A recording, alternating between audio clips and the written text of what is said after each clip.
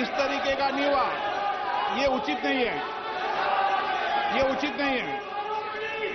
Akhilesh ji please, मैं आपको मौका दूंगा राज्यपाल अभिभाषण पे, प्लीज। नो, ये तरीका ठीक नहीं है। नो,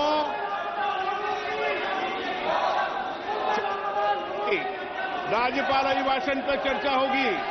नो तरीका। Honorable Speaker, I present the budget for 25-26.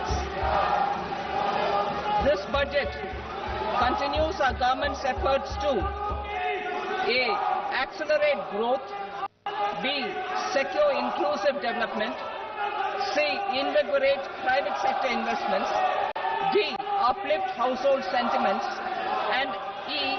Enhance spending power of India's rising middle class.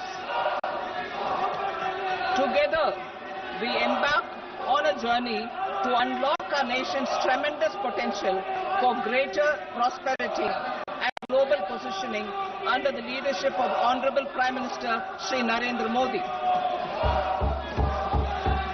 As we complete the first quarter of the 21st century, continuing geopolitical headwinds suggest lower global economic growth over the medium term. However, our aspiration for a Vikasit Bharat inspires us, and the transformative work we have done during our government's first 2 terms guides us to march forward resolutely. Our economy is the fastest growing among all major economies. Our development track record for the past 10 years and structural reforms have drawn global attention. Confidence in India's capability and potential has only grown in this period. We see the next 5 years as a unique opportunity to realize Sabka Vikas, stimulating balanced growth of all regions. The great Telugu poet and playwright Gurujada Apparao had said, "Deshamante matti kadoy, deshamante manushuloy," meaning a country is not just its soil, a country is its people. In line with this, for us, Vikasit Bharat encompasses zero poverty, 100% quality good school education, access to high quality, affordable and comprehensive health care, 100% skilled labor with meaningful employment, 70% women in economic activities, and farmers making our country the food basket of the world. In this budget, the proposed development measures span 10 broad areas focusing on Garib, youth, Annadata and Nari, spurring agricultural growth and productivity, building rural prosperity and resilience, taking everyone together on an inclusive growth path, boosting manufacturing and furthering Make in India, supporting MSMEs, enabling employment-led development, investing in people, economy and innovation, securing energy supplies, promoting exports and nurturing innovation. For this journey of development, our 4 powerful engines are agriculture, MSME, investments and exports. The fuel, our reforms, our guiding spirit, inclusivity, and the destination, Vikasit Bharat. This budget aims to initiate transformative reforms across 6 domains. During the first 5 years, these will augment our growth potential and global competitiveness. The domains are taxation, power sector, urban development, mining, financial sector, and regulatory reforms. Agriculture as the first engine. Now I move to specific proposals, beginning with agriculture as the first engine.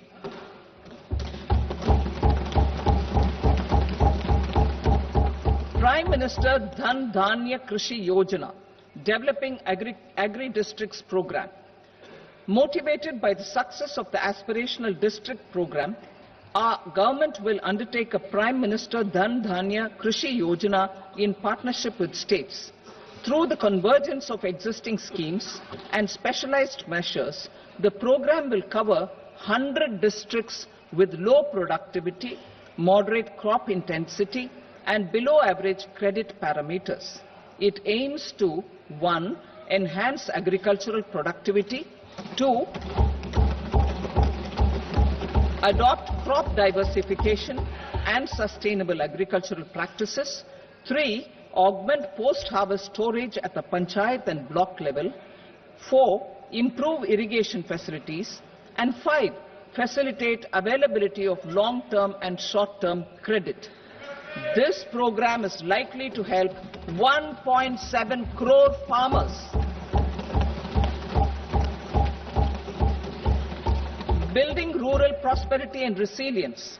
A comprehensive multi-sectoral rural prosperity and resilience program will be launched in partnership with the states. This will address underemployment in agriculture through skilling, investment, technology, and invigorating the rural economy. The goal is to generate ample opportunities in rural areas so that migration is an option but not a necessity. The program will focus on rural women, young farmers, rural youth, marginal and small farmers, and landless families. The details are in Annexure A. Domestic best practices will be incorporated, and appropriate technical and financial assistance will be sought from multilateral development banks. In Phase 1, 100 developing agri-districts will be covered. Atmanirbharta in pulses. Our government is implementing the National Mission for Edible Oilseed for achieving Atmanirbharta in edible oils. Our farmers have the capability to grow enough for our needs and more.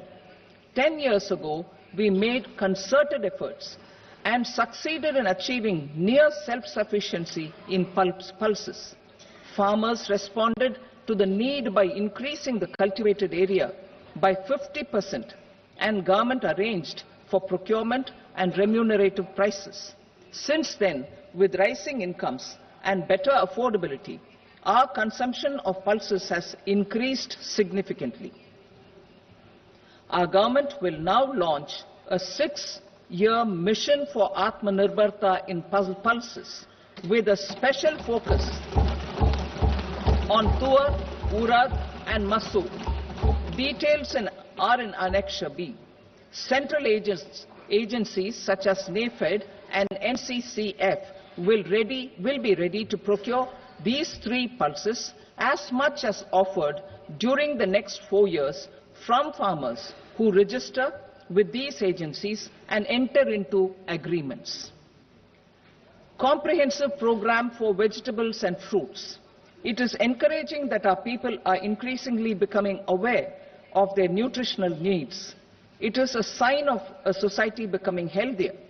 With rising income levels, the consumption of vegetables, fruits, and Shri Anna is increasing significantly. A comprehensive program to promote production, efficient supplies, processing, and remunerative prices for farmers will be launched in partnership with the states. Appropriate institutional mechanisms for implementation and participation of farmer producer organizations and cooperatives will be set up. Makhana Board in Bihar. For this, there is a special opportunity for the people of Bihar. A Makhana Board will be established in the state to improve production, processing, value addition, and marketing of Makhana. The people engaged in these activities will be organized into FPOs. The board will provide hand-holding and training support to Makhana farmers and will also work to ensure they receive the benefits of all relevant government schemes. A national mission on high-yielding seeds will be launched, aimed at 1. Strengthening research ecosystem, 2. Targeted development and propagation of seeds with high yield, pest resistance and climate resilience. And 3. Commercial availability of more than 100 seed varieties released since July 2024. India ranks second largest globally in fish production and aquaculture. Seafood exports are valued at 60,000 crore rupees. To unlock the untapped potential of the marine sector, our government will bring in an enabling framework for sustainable harnessing of fisheries from Indian Exclusive Economic Zone and high seas, with a special focus on the Andaman and Nicobar and Lakshadweep Islands. For the benefit of lakhs of cotton growing farmers, I am pleased to announce a mission for cotton productivity. This 5-year mission will facilitate significant improvements in productivity and sustainability of cotton farming and promote extra long staple cotton varieties. The best of science and technology support will be provided to farmers.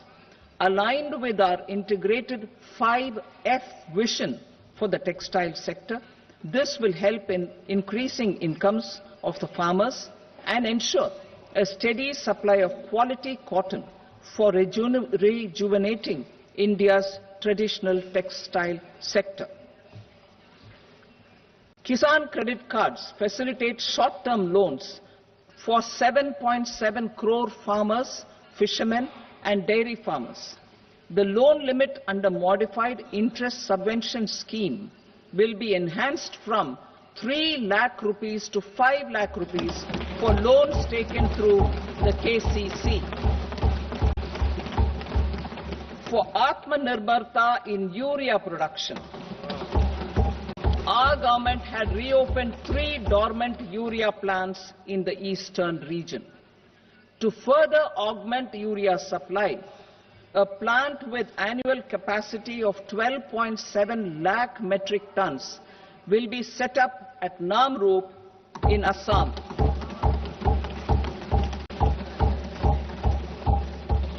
India Post, with 1.5 lakh rural post offices, complemented by the India Post Payment Bank and a vast network of 2.4 lakh Dak Sevaks, will be repositioned to act as a catalyst for the rural economy. Details are at Annexure C. India Post will also be transformed as a large public logistics organization. This will meet the rising needs of Vishwakarmas, new entrepreneurs, women, self-help groups, MSMEs, and the large business organizations. Our government will provide support to NCDC for its lending operations for the cooperative sector. MSMEs as the second engine. Now I move to MSMEs as the second engine, which encompasses manufacturing and services with a focus on MSMEs numbering 5.7 crores. Currently, over 1 crore registered MSMEs, employing 7.5 crore people and generating 36% of our manufacturing, have come together to position India as a global manufacturing hub. With their quality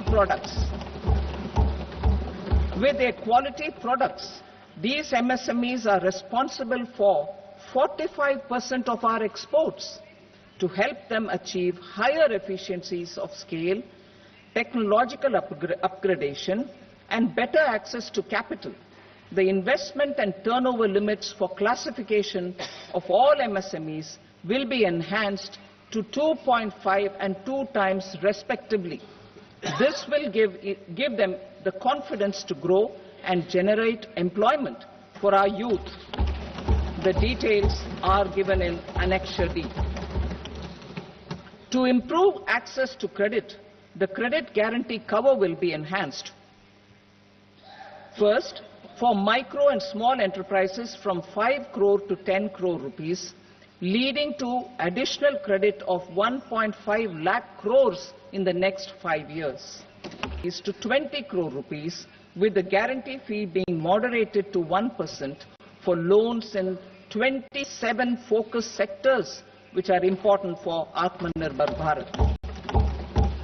And for well-run exporter MSMEs, for term loans up to 20 crore rupees.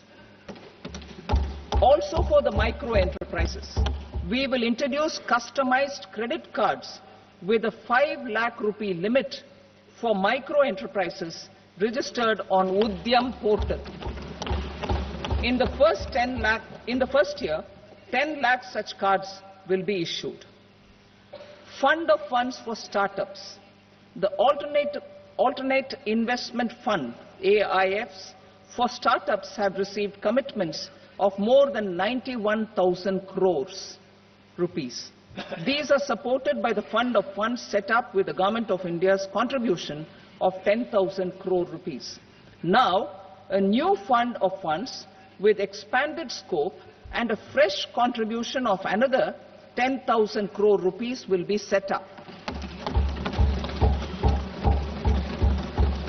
A new scheme will be launched for 5 lakh women, scheduled castes and scheduled tribes, first-time entrepreneurs.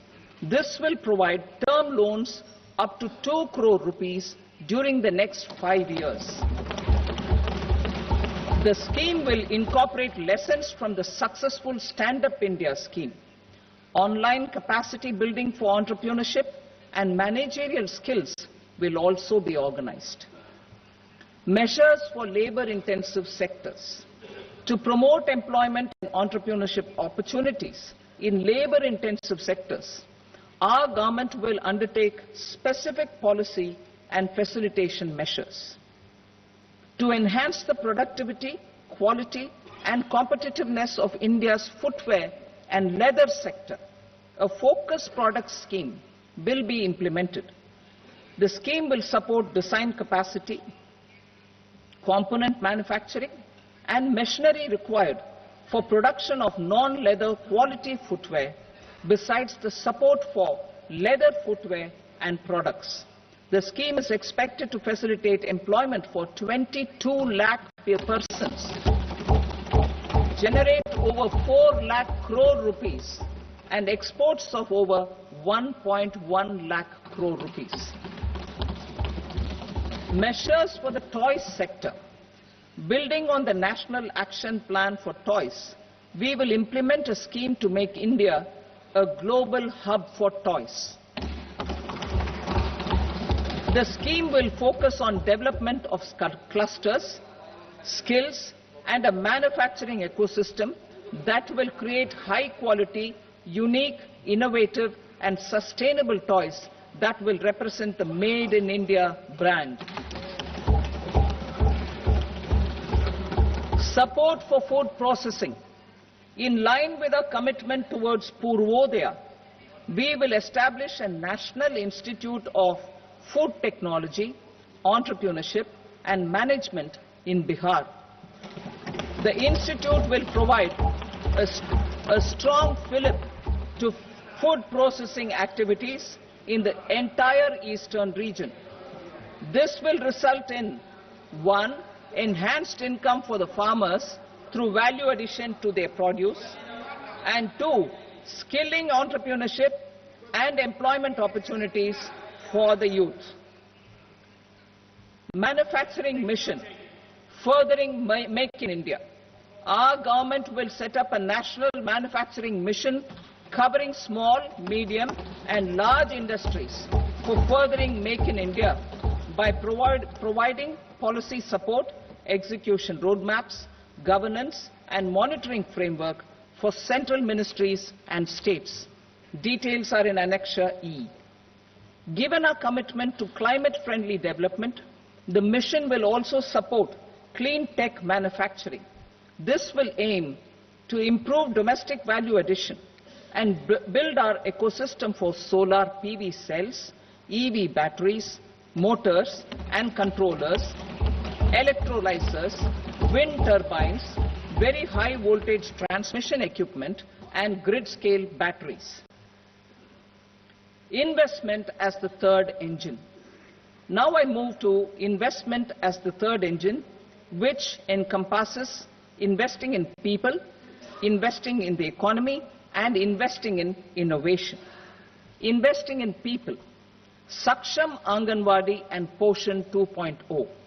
Saksham Anganwadi and Poshan 2.0 program provides nutritional support to more than 8 crore children, 1 crore pregnant women and lactating mothers all over the country, and about 20 lakh adolescent girls in aspirational districts and the Northeast region.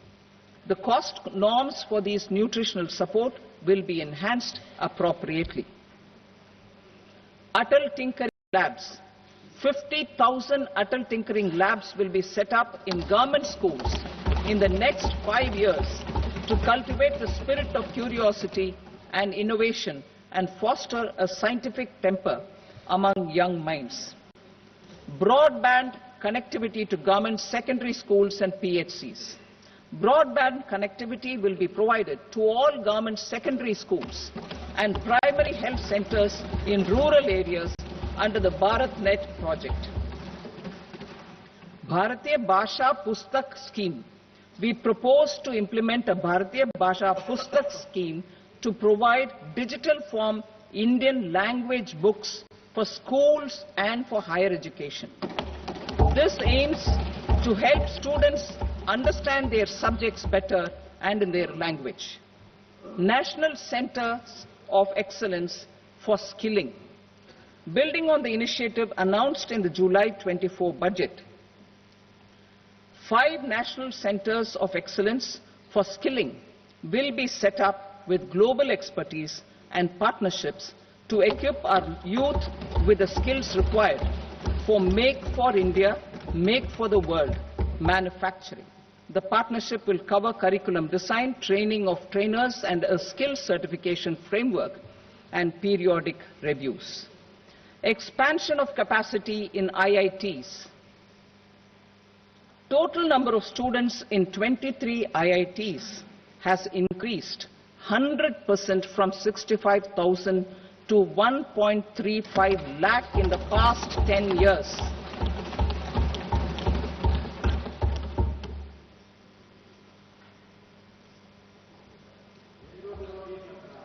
Additional infrastructure will be created in the 5 IITs started after 2014 to facilitate education for 6,500 more students.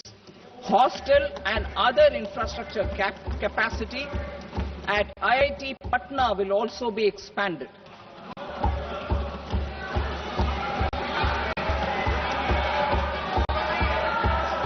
Center of Excellence.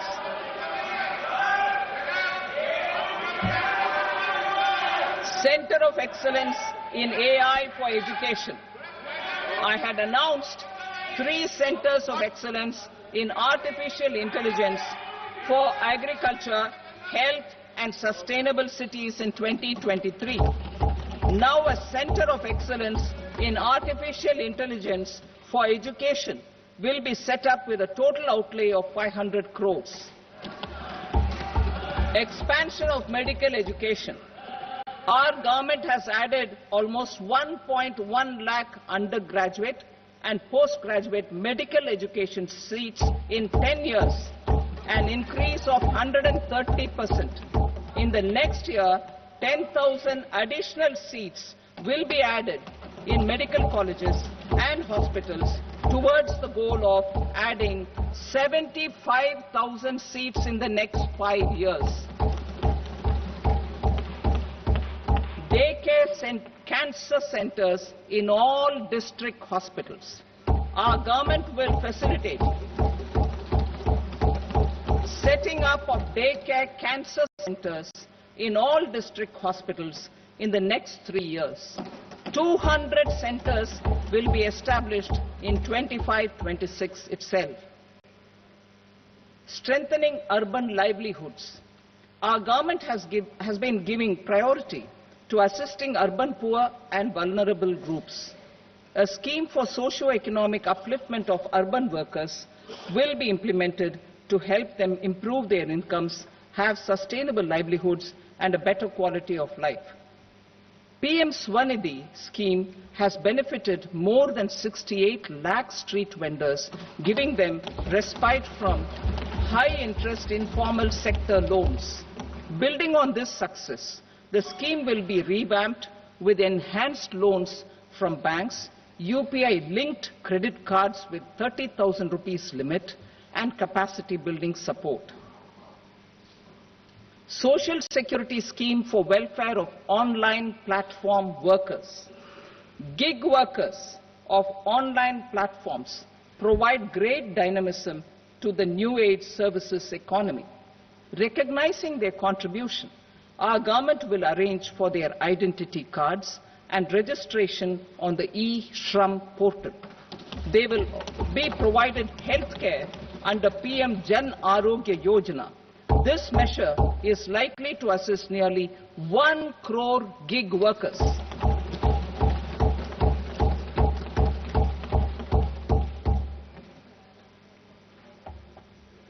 Investing in the economy. Public-private partnership in infrastructure. Each infrastructure-related ministry will come up with a 3-year pipeline of projects that can be implemented in PPP mode. States will also be encouraged to do so and can seek support from the India Infrastructure Project Development Fund, which is a scheme to prepare PPP proposals. Support to states for infrastructure. An outlay of 1.5 lakh crore is proposed for the 50-year interest-free loans to states for capital expenditure and incentives for reforms. Building on the success of the first asset monetization plan announced in 2021, the second plan for 2025 to 30 will be launched to plow back capital of 10 lakh crore in new projects. Regulatory and fiscal measures will be fine-tuned to support the plan. Jal Jeevan Mission. Since 2019, 15 crore households representing 80% of India's rural population have been provided access to portable tap water connections. To achieve 100% coverage, I am pleased to announce the extension of this mission until 2028 with an enhanced total outlay. The mission's focus will be on the quality of infrastructure and O&M of rural piped water supply schemes through Jan Bhagidari. A separate MOU or separate MOUs will be signed with the states and union territories to ensure sustainability and citizen-centric water services delivery. Urban sector reforms. Building on the July budget proposals, urban sector reforms related to governance, municipal services, urban land and planning will be incentivized. Urban Challenge Fund. The government will set up an Urban Challenge Fund of 1 lakh crore rupees to implement the proposals for cities as growth hubs, creative redevelopment of cities, and for water and sanitation purposes announced in the July budget. This fund will finance up to 25% of the cost of bankable projects, with a stipulation that at least 50% of the cost is funded from bonds, bank loans and PPPs. An allocation of 10,000 crore is proposed in 2025-26. Power sector reforms. We will incentivize electricity distribution reforms and augmentation of intra-state transmission capacity by states. This will improve financial health and capacity of electricity companies. Additional borrowing of 0.5% of GSDP will be allowed to states contingent on these reforms. Nuclear energy mission for Vikasit Bharat. Development of at least 100 gigawatt of nuclear energy by 2047 is essential for our energy transition efforts. For an active partnership with the private sector towards this goal, amendments to the Atomic Energy Act and the Civil Liability for Nuclear Damage Act will be taken up. A nuclear energy mission for research and development of small modular reactors with an outlay of 20,000 crore will be set up. At least 5 indigenously developed small modular reactors will be operationalized by 2033. Shipbuilding. The shipbuilding financial assistance policy will be revamped to address cost disadvantages. This will also include credit notes for shipbreaking in Indian yards to promote the circular economy. Large ships above a specified size will be included in the infrastructure harmonized master list. Shipbuilding clusters will be facilitated to increase the range, categories and capacity of ships. This will include additional infrastructure, facilities, skilling and technology to develop the entire ecosystem. Maritime Development Fund. For long-term financing for the maritime industry, a Maritime Development Fund with a corpus of 25,000 crore rupees will be set up. This will be for distributed support and promoting competition. This will have up to 49% contribution by the government, and the balance will be mobilized from ports and from private sector. UDAN regional connectivity schemes. UDAN has enabled 1.5 crore middle-class people to meet their aspirations for speedier travel. The scheme has connected 88 airports, and operationalized 619 routes. Inspired by that success, a modified UDAN scheme will be launched to enhance regional connectivity to 120 new destinations and carry 4 crore passengers in the next 10 years. 4 crore additional passengers in the next 10 years. The scheme will also support helipads and smaller airports in hilly, aspirational and northeast regional districts. Greenfield airports will be facilitated in Bihar to meet the future needs of the state. These will be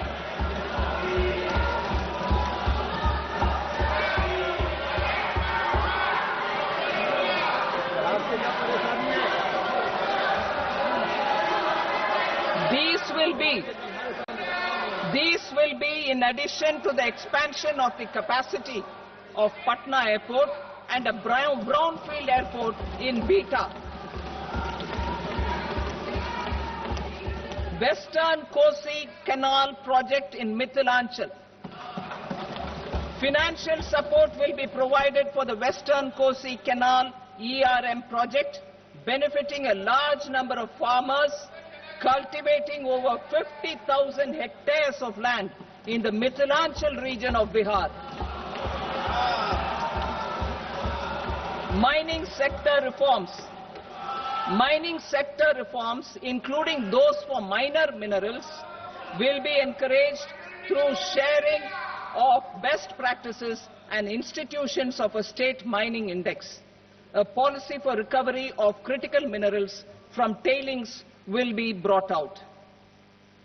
Under the special window for affordable and mid-income housing, SWAMI, 50,000 dwelling units in stressed housing projects have been completed and keys handed over to home buyers. Another 40,000 units will be completed in 2025, further helping middle-class families who were paying EMIs on loans taken for apartments while also paying rent for their current dwellings. Building on this success, SWAMI Fund 2 will be established as a blended finance facility with contribution from the government, banks and private investors. This fund of 15,000 crore rupees will aim for expeditious completion of another 1 lakh units. PM Gati Shakti data for private sector. For furthering PPPs and assisting the private sector in project planning, access to relevant data and maps from the PM Gati Shakti portal will be provided. Tourism for employment-led growth. Top 50 tourist destination sites in the country will be developed in partnership with states through a challenge mode. Land for building key infrastructure will have to be provided by the states. Hotels in these destinations will be included in the infrastructure harmonized list. The following measures will be taken for facilitating employment-led growth: organizing intensive skill development programs for our youth, including in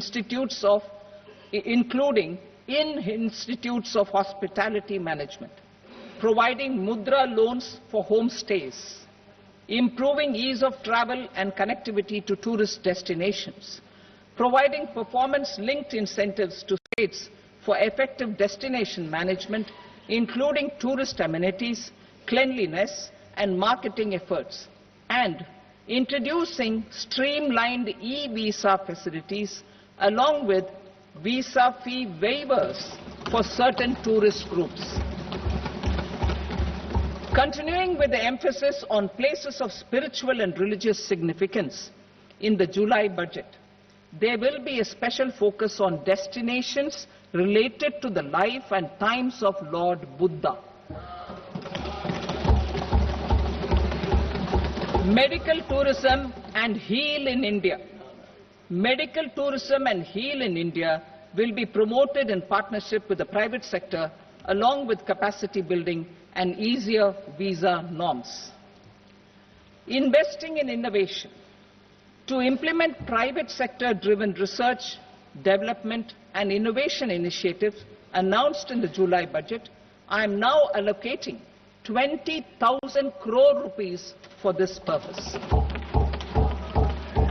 A deep tech fund of funds will also be explored to catalyze the next generation startups as a part of this initiative. In the next 5 years, under the PM Research Fellowship Scheme, we will provide 10,000 fellowships for technological research in IITs and IISc with enhanced financial support. The second gene bank with 10 lakh germplasm lines will be set up for future food and nutritional security. This will provide conservation support to both public and private sectors for genetic resources. We will start a national geospatial mission to develop foundational geospatial infrastructure and data. Using PM Gati Shakti, this mission will facilitate modernization of land records, urban planning and design of infrastructure projects. A Gyan Bharatam mission for survey, documentation and conservation of our manuscript heritage with academic institutions, museums, libraries and private collectors will be undertaken to cover more than 1 crore manuscripts. We will set up a national digital repository of Indian knowledge systems for knowledge sharing. Now I move to exports as the fourth engine.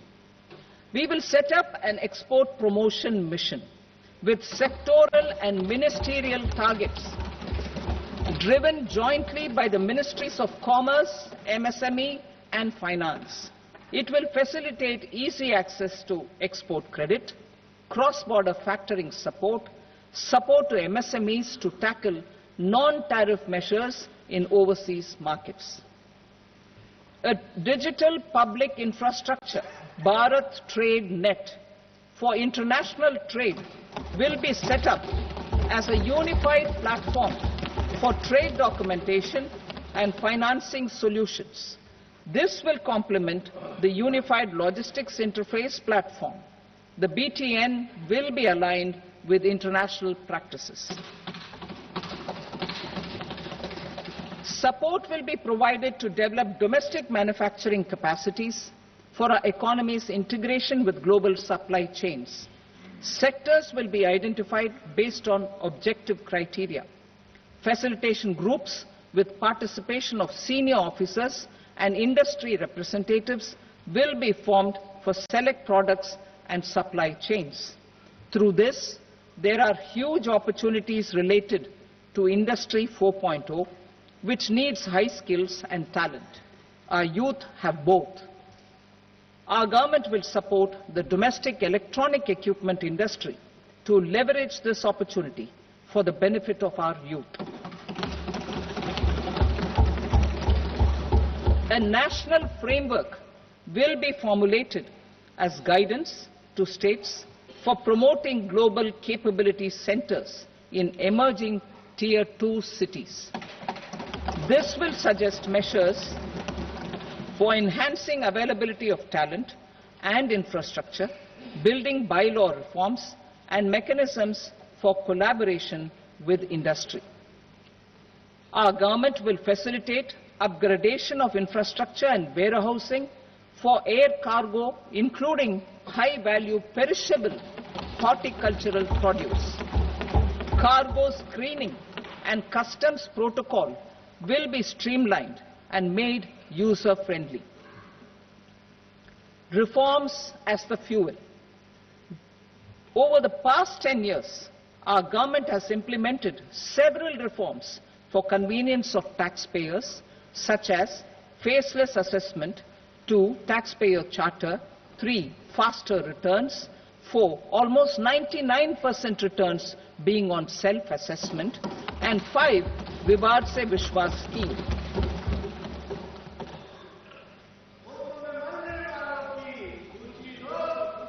Continuing these efforts, I reaffirm the commitment of the Tax Department to trust first, scrutinize later. I also propose to introduce the new income tax bill next week. I will detail the indirect tax reforms and changes in direct taxes in Part B. Financial sector reforms. The FDI limit for the insurance sector will be raised from 74 to 100%. This enhanced limit will be available for those companies which invest the entire premium in India. The current guardrails and conditionalities associated with foreign investment will be reviewed and simplified. The services of India Post Payment Bank will be deepened and expanded in rural areas. NABFID will set up a partial credit enhancement facility for corporate bonds for infrastructure. Public sector banks will develop Grameen Credit Score framework to serve the credit needs of SHG members and people in rural areas. A forum for regulatory coordination and development of pension products will be set up. To implement the earlier announcement on simplifying the KYC processes, the revamped Central KYC Registry will be rolled out in 2025. We will also implement a streamlined system for periodic updating.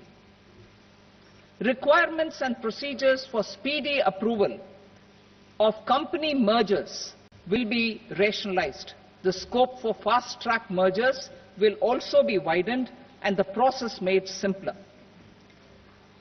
As proposed in the interim budget, we signed bilateral investment treaties with 2 countries in 2024 to encourage sustained foreign investment, and in the spirit of First Develop India, the current model BIT will be revamped and made more investor-friendly. In the last 10 years, in several aspects, including financial and non-financial, our government has demonstrated a steadfast commitment to ease of doing business. We are determined to ensure that our regulations must keep up with technological innovations and global policy developments. A light-touch regulatory framework based on principles and trust will unleash productivity and employment. Through this framework, we will update regulations that were made under old laws. To develop this modern, flexible, people-friendly and trust-based regulatory framework appropriate for the 21st century, I propose 4 specific measures. A high-level committee for regulatory reforms will be set up for a review of all non-financial sector regulations, certifications, licenses and permissions. The committee will be expected to make recommendations within a year. The objective is to strengthen trust-based economic governance and take transformational measures to enhance ease of doing business, especially in matters of inspection and compliances. States will be encouraged to join in this endeavor. An investment friendliness index of states will be launched in 2025 to further the spirit of competitive, cooperative federalism. Under the Financial Stability and Development Council, a mechanism will be set up to evaluate impact of the current financial regulations and subsidiary instructions. It will also formulate a framework to enhance their responsiveness and development of the financial sector.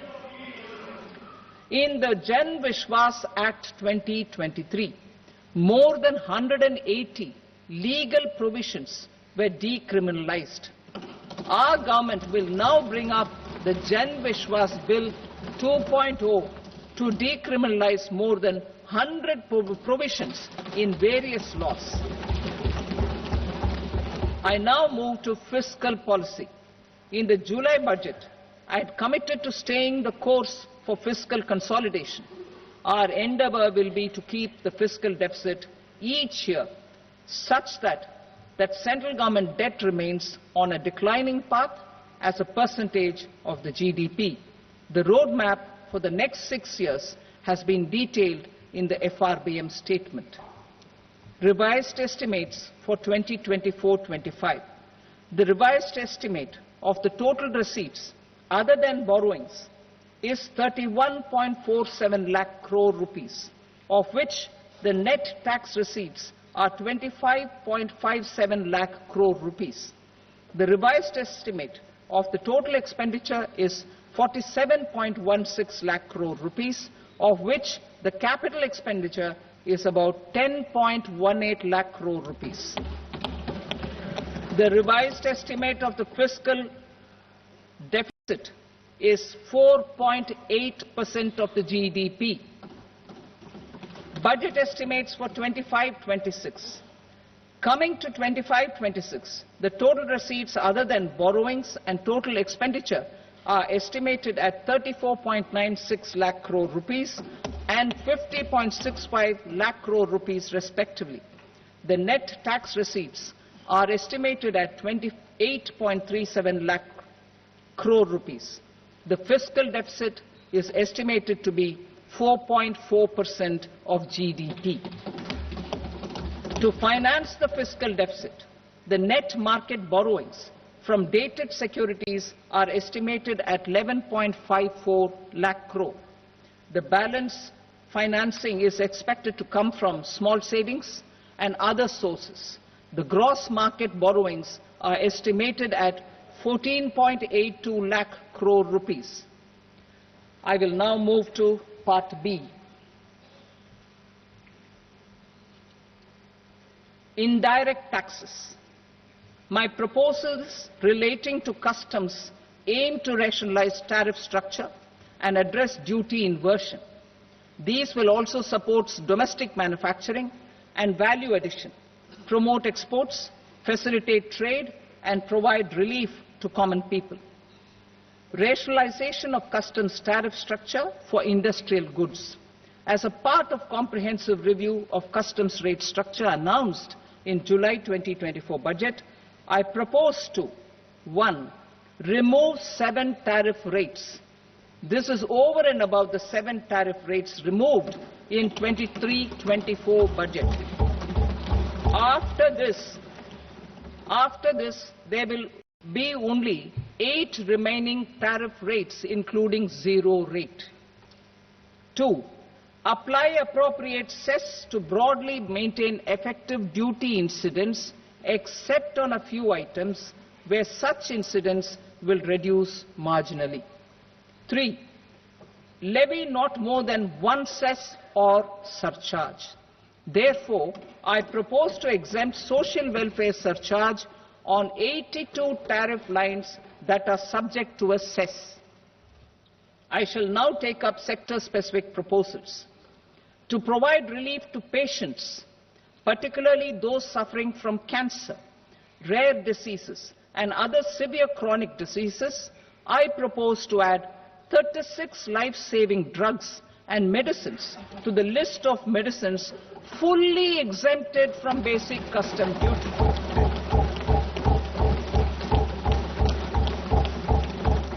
I also propose to add 6 life-saving medicines to the list attracting concessional custom duty of 5%. Full exemption and concessional duty will also respectively apply on the bulk drugs for manufacture of the above. Specified drugs and medicines under patient assistance programs run by the pharmaceutical companies are fully exempt from BCD, provided the medicines are supplied free of cost to the patients. I propose to add 37 more medicines along with 13 new patient assistance programs. Support to domestic manufacturing and value addition. Critical minerals. In the July 2024 budget, I had fully exempted BCD on 25 critical minerals that are not domestically available. I had also reduced BCD of 2 other such minerals to provide a major fillip to their processing, especially by MSMEs. Now, I propose to fully exempt cobalt powder and waste, the scrap of lithium-ion battery, lead, zinc, and 12 more critical minerals. This will help secure the availability for manufacturing in India and promote more jobs for our youth. To promote domestic production of technical textile products such as agro-textiles, medical textiles, and geotextiles at competitive prices, I propose to add 2 more types of shuttle-less looms to the list of fully exempted textile machinery. I also propose to revise the BCD rate on knitted fabrics covered by 9 tariff lines from 10 or 20 to 20% or 115 rupees per kg, whichever is higher. Electronic goods. In line with our Make in India policy and to rectify inverted duty structure, I propose to increase the BCD on interactive flat panel display from 10% to 20% and reduce the BCD to 5% on open cell and other components. In 23-24 budget, for the manufacture of open cells of LCD, LED TVs, I had reduced the BCD on parts of open cells from 5% to 2.5%.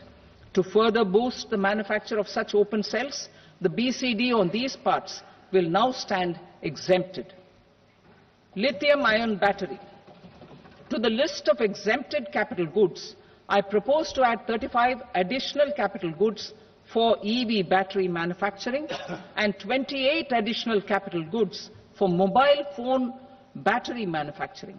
This will boost domestic manufacture of lithium-ion batteries, both for mobile phones and for electric vehicles. Shipping sector. Considering that shipbuilding has a long gestation period, I propose to continue the exemption of BCD on raw materials, components, consumables, or parts for the manufacture of ships for another 10 years.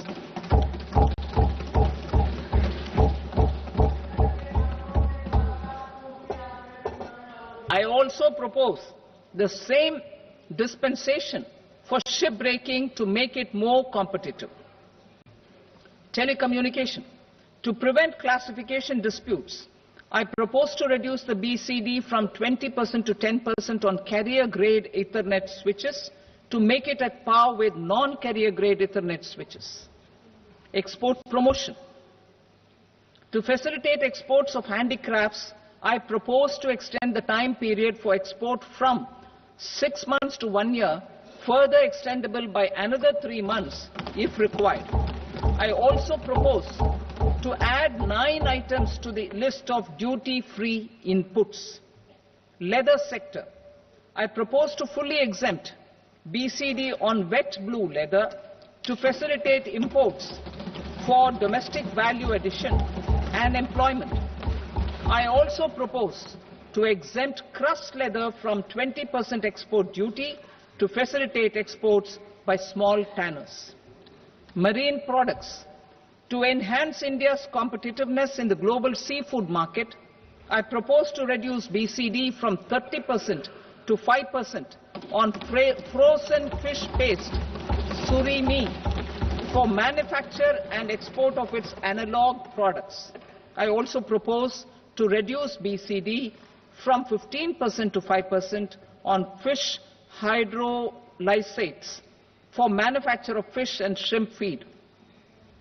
In July 2024 budget, to promote development of domestic MROs for aircraft and ships, I had extended the time limit for export of foreign origin goods that were imported for repairs from 6 months to 1 year and further extendable by 1 year. I now propose to extend the same dispensation for railway goods. Time limit for provisional assessment. Presently, the Customs Act 1962 does not provide any time limit to finalize provisional assessments, leading to uncertainty and cost to trade.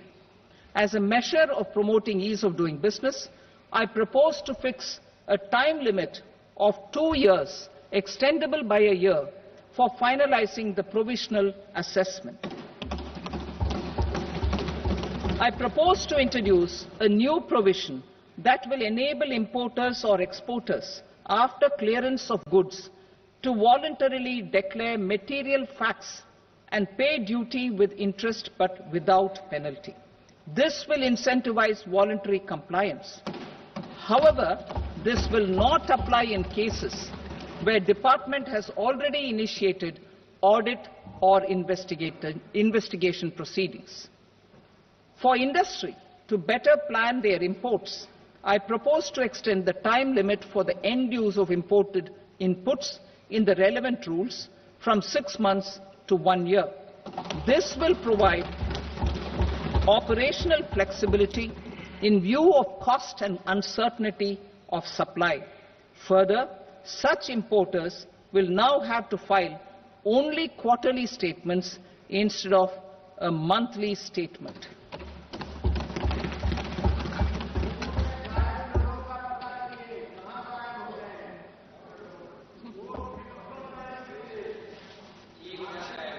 I now come to my direct tax proposals. In Part A, I have briefly underlined taxation reforms as one of key reforms to realize our vision of Vikasit Bharat. In respect of criminal law, our government had earlier ushered in Bharatiya Nyaya Sanhita, replacing Bharatiya Danda Sanhita. I am happy to inform this august House and the country that for new income tax bill will carry forward the same spirit of Nyaya in its drafting as well. The new bill will be clear and direct in text, with close to half of the present law in terms of both chapters and words. It will be simple to understand for taxpayers and tax administrators, leading to tax certainty and reduced litigation. Reforms, however, are not a destination. They are means to achieve good governance for our people and economy. Providing good governance primarily involves being responsive. The Tirukkural captures this in verse 542, which reads, "Vaanokki vaazhum ulagallam, mannavan kol nokki vaazhum kudi," meaning, just as the living beings live expecting rains, citizens live expecting good governance. Our government is committed to keeping an ear to the ground and a finger on the pulse and responding while balancing our national building efforts.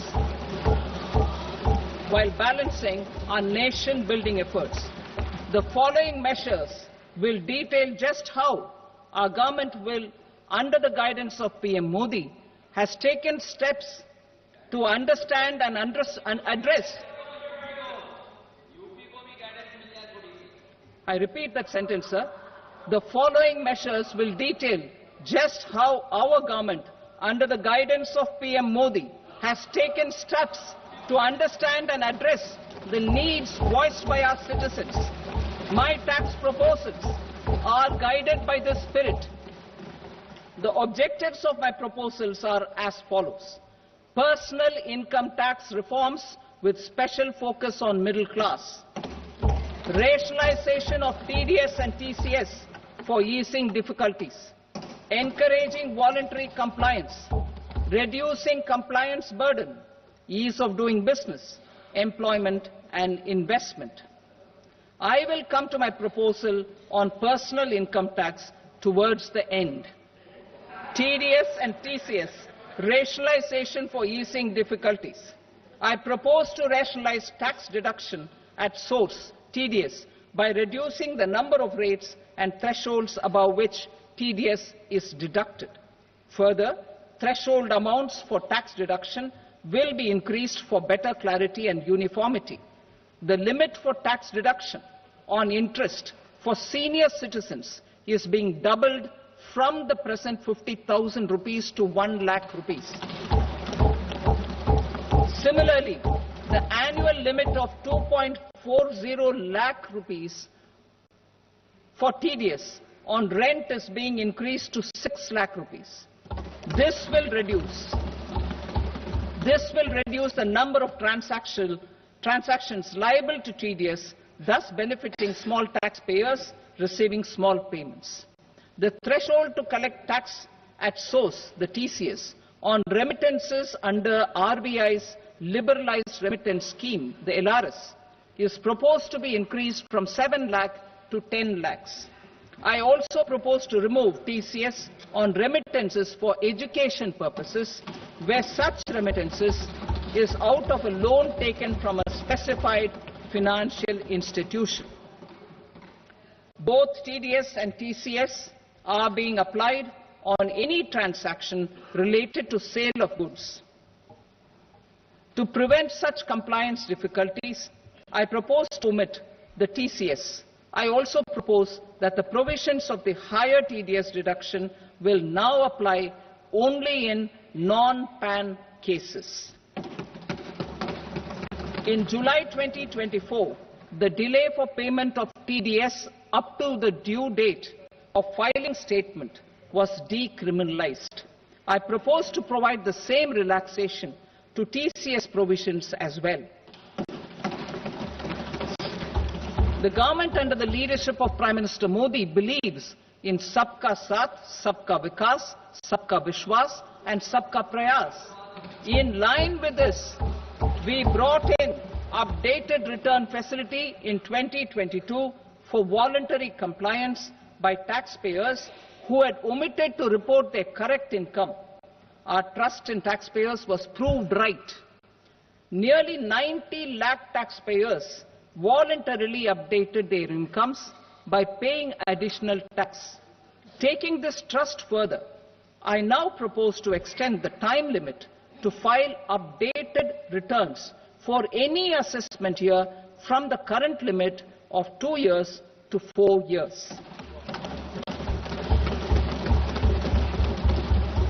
I propose to reduce the compliance burden for small charitable trusts and institutions by increasing their period of registration from 5 years to 10 years. It is also proposed that disproportionate consequences do not arise for minor defaults such as incomplete applications filed by charitable entities. Presently, taxpayers can claim the annual value of self-occupied properties as nil only on the fulfillment of certain conditions. Considering the difficulties faced by taxpayers, it is proposed to allow the benefit of 2 such self-occupied properties without any condition. To streamline the process of transfer pricing and to provide an alternative to yearly examination, I propose to introduce a scheme for determining arm's length price of international transaction for a block period of 3 years. This will be in line with global best practices. With a view to reduce litigation and provide certainty in international taxation, the scope of safe harbor rules is being expanded. A number of senior and very senior citizens have very old national savings schemes accounts. As interest is no longer payable on such accounts, I propose to exempt withdrawals made from NSS by individuals on or after 29 August 2024. I am also proposing to allow similar treatment to NPS Vatsalya accounts as is available to normal NPS accounts subject to overall limits. In my speech in July 2024, I had promised that all processes, including giving effect to appellate orders, shall be digitalized and made paperless over the next 2 years. So I'm happy to announce that digitalization is being made operational now. In July 2024, we brought in the Vivad Se Vishwas scheme to resolve income tax disputes pending in appeal.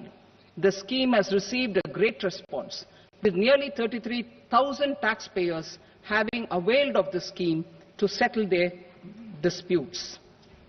I have a few proposals to promote investment and employment.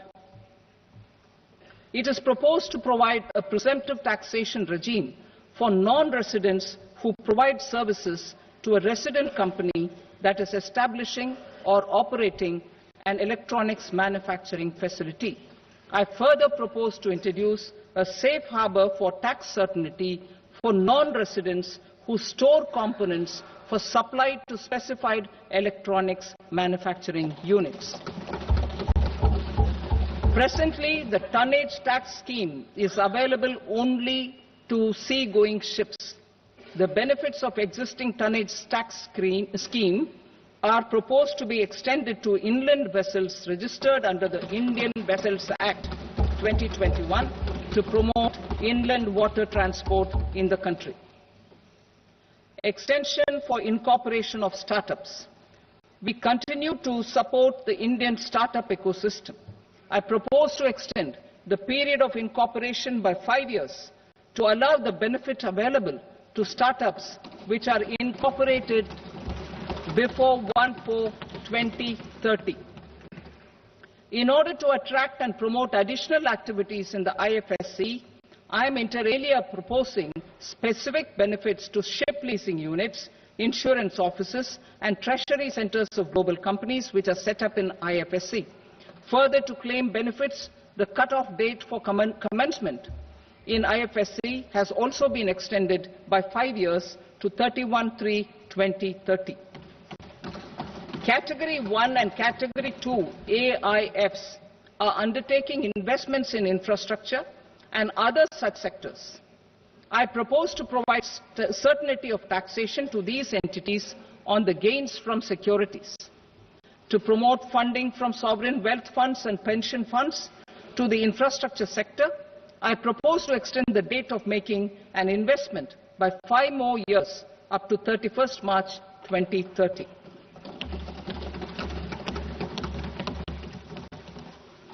Personal income tax reforms with special focus on middle class. Democracy, demography, and demand are the key support pillars in our journey towards Vikasit Bharat. The middle class provides strength for India's growth. This government, under the leadership of Prime Minister Modi, has always believed in the admirable energy and ability of the middle class in nation building. In recognition of their contribution,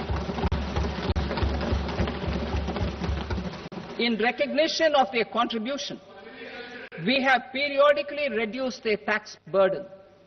Right after 2014, the nil tax slab was raised to 2.5 lakhs of rupees, which was further raised to 5 lakh rupees in 2019 and to 7 lakh rupees in 2023. This is reflective of our government's trust on the middle class taxpayers. I am now happy to announce that there will be no income tax payable up to income of 12 lakh rupees.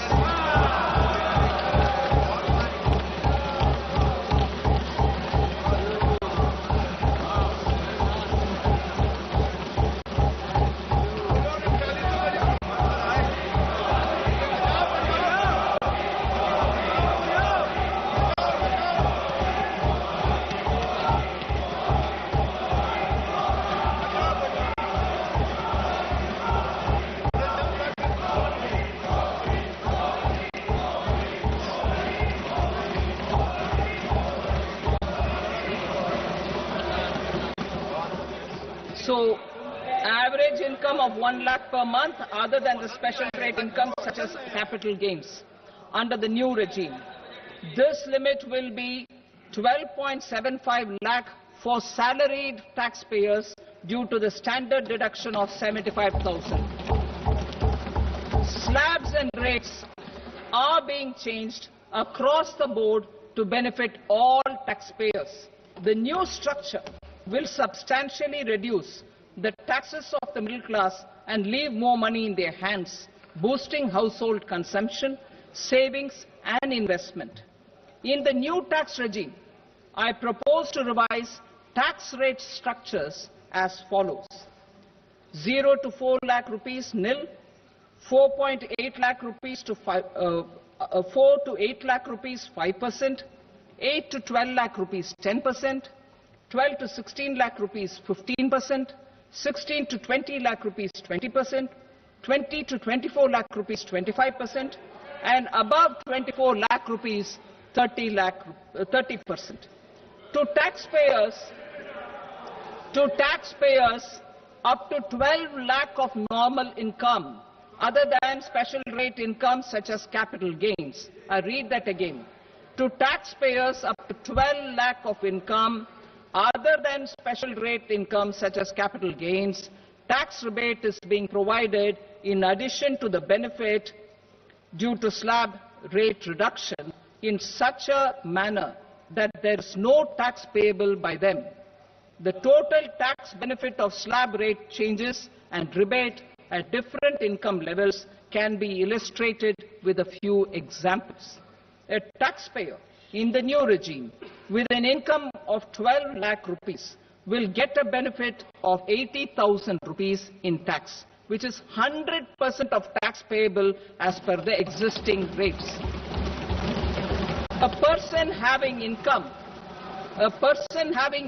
of 18 lakh rupees will get a benefit of 70,000 rupees in tax, that is 30% of tax payable as per existing rates.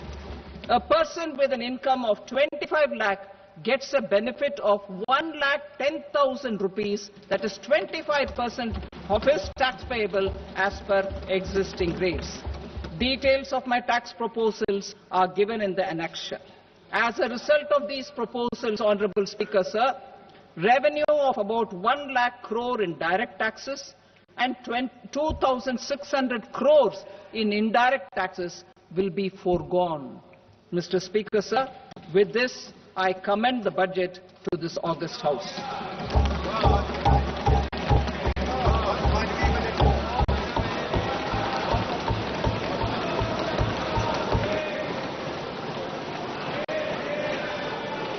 Item number 2, Srimati Nirmala Sitharaman.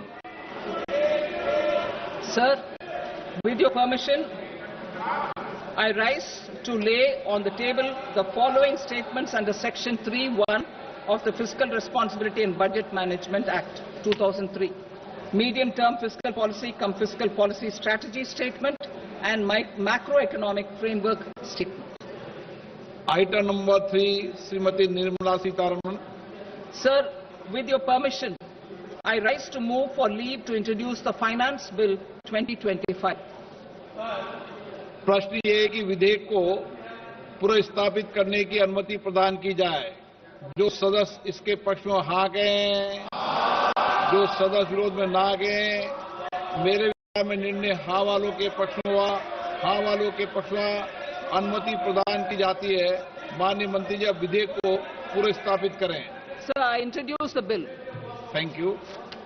सभा की कार्रवाई सोमवार दिनांक 3 फरवरी 2025 को प्राप्त 11 बजे तक के लिए स्थगित की जाती है।